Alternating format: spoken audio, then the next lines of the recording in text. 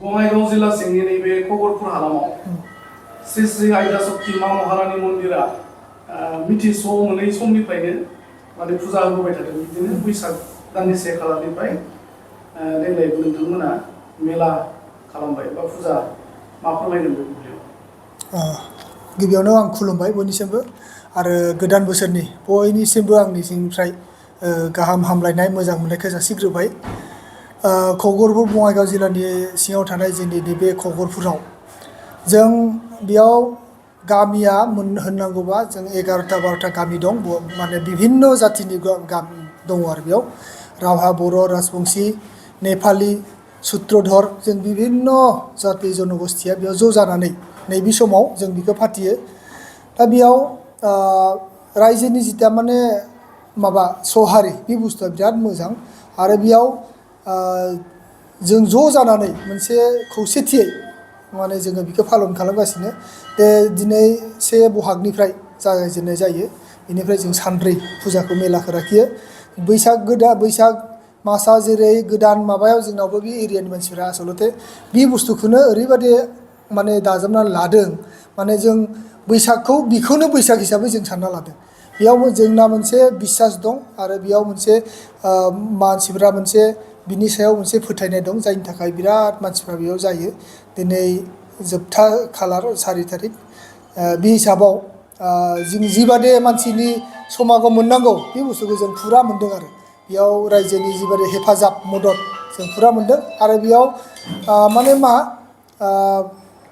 जिता जोंनि सायाव जिता फेट आरो बे जायगाखौ एसे मोजाङैनो जों साजाय फराय खालामनायखाय रायजोनिफ्रायबो मदद आरिफ्राबो जिबादि जों मोननांगौ बेबादि मोनगासिनो।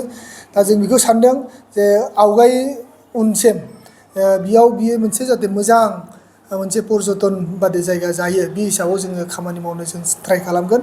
दा बे खेथ्रआव जों बयखौबो रायजो राजाखौ आह्वान खालामगोन जाहाथे जोंखौ बेयाव फैनानै जोंखौ जाहाथे गोसोनिफ्राय जोंखौ जाहाथे मदद होयो बेखौनो जों आसा खालामगोन आरो। जों मिथिनानै मोनो नैबे श्री श्री आयदा शक्ति मा महारानी मन्दिरा मिथिस' मोनै समनिफ्रायनो बेसेबांबा 100 बोसोरनि बांसिन बा 400 बोसोरनि बांसिन समनिफ्राय दङ होनना मिथियो।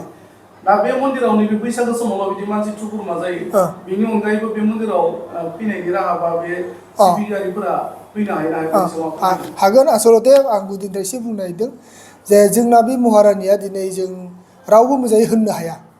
माने ओरैबायदि गोजाम समनिफ्रायनो दङ। सानसे समाव बियो हाग्राबारि फुरामोन। बेयाव सासे मानसि दंमोन कसङा सरदार होननाय। दा बे कसङा सरदारा बे जायगायाव बिराद बेमार जानायखाय गाव माने बेयाव गावनि परियालखौ लानानै थांनो नागिरबायमोन। खिन्थु बे हरावनो गावखौ सिमाङाव बे माया माने मोनसे सिमां दिन्थिबाय जे नोङो बेनिफ्राय थांनांगौबा नोंनि बंस'आनो सेस जागोन। गतिके नों बे जायगाखौ खारनो नाङा।